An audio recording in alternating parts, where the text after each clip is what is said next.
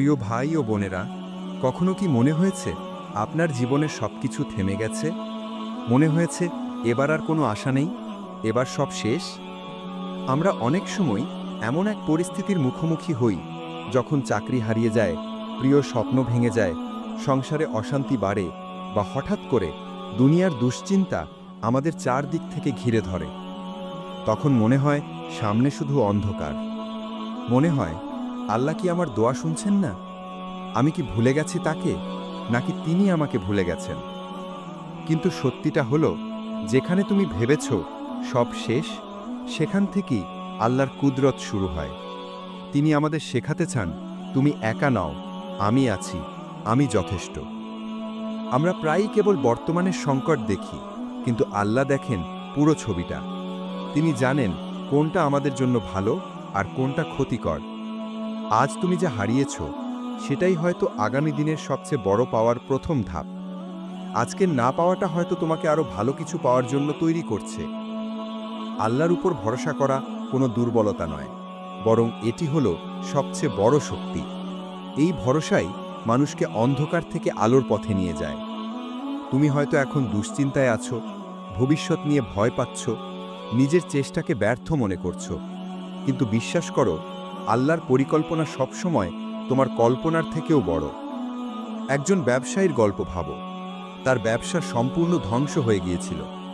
ঋণের চাপ, মানুষের কথার আঘাত, আর নিজের ভেতরের ব্যর্থতা, সব মিলিয়ে তার জীবন ছিল ভেঙে পড়ার মতো। সে রাতের পর রাত ঘুমাতে পারত না। কিন্তু শেষ পর্যন্ত সে আল্লাহর দিকে ফিরে গেল। সে নামাজ শুরু করল, নিজের জীবনে পরিবর্তন আনল, আচার আচরণে পরিবর্তন আনল, আর তখন থেকে সে পরিস্থিতির চেয়ে আল্লাহকে বেশি বিশ্বাস করতে শুরু করল। সে কাঁদল, দোয়া করল, শুকরিয়া আদায় করল, আর ধীরে ধীরে তার জীবনে এক বিশাল পরিবর্তন এলো। আজ সে নিজেই স্বীকার করে, আমি যদি আল্লাহর হাতে না ছেড়ে দিতাম, তাহলে হয়তো টাকা পেতাম, কিন্তু এত শান্তি কোনোদিন পেতাম না। প্রিয় ভাই ও বোনেরা, এই গল্প আমাদের জন্য বড় শিক্ষা। আমরা প্রায়ই ব্যর্থতাকে শেষ ভেবে নিই, কিন্তু বাস্তবে এই ব্যর্থতাই হতে পারে আমাদের বিজয়ের শুরু। হয়তো তুমি এখন ক্লান্ত, হয়তো চেষ্টা করেও ফল পাচ্ছ না। মনে রেখো, এই ক্লান্ত হওয়াটাই তোমাকে নতুন এক সফলতার পথে নিয়ে যাচ্ছে। মহান আল্লাহ তাআলা পবিত্র কোরআনে প্রতিশ্রুতি দিয়েছেন যে আল্লাহর উপর ভরসা করে তার জন্য আল্লাহই যথেষ্ট। এই একটি আয়াত যদি হৃদয়ে গেঁথে নাও, তাহলে তোমার দুশ্চিন্তা গলে যাবে, তোমার হতাশা মুছে যাবে।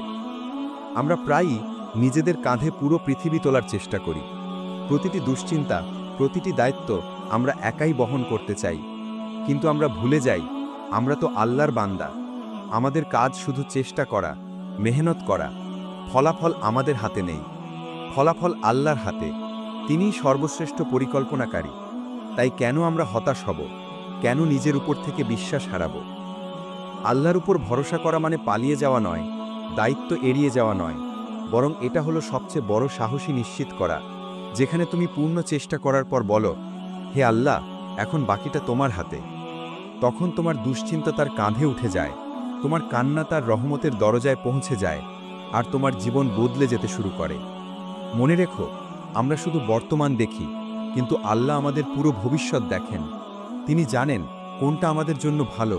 তাই অনেক সময় তিনি আমাদের দোয়ার জবাব দেন সাথে সাথে, অনেক সময় দেন না, আর অনেক সময় বলেন, অপেক্ষা করো, এর থেকেও ভালো কিছু আসছে। এটা তার দয়া, এটা তার ভালোবাসা। তাহলে কেন আমরা হতাশ হব? কেন আমরা মনে করব যে সব শেষ? যখন আমাদের রব আমাদের ভালোবাসেন, তখন কি তিনি আমাদের জন্য খারাপ কিছু চান? কখনোই না। তাই আজ থেকে একটি মাত্র আয়াত হৃদয়ে ধারণ করো, যে আল্লাহর উপর ভরসা করে তার জন্য আল্লাহই যথেষ্ট। এই ভরসাই পাহাড় সরাতে পারে, এই ভরসাই মানুষকে অন্ধকার থেকে আলোতে নিয়ে আসে। আজ যদি তুমি মনে করো জীবন থেমে গেছে, তবে মনে রেখো, তোমার রব তোমাকে ভালোবাসেন, আর যাকে আল্লাহ ভালোবাসেন তার জন্য আল্লাহর পরিকল্পনাই যথেষ্ট।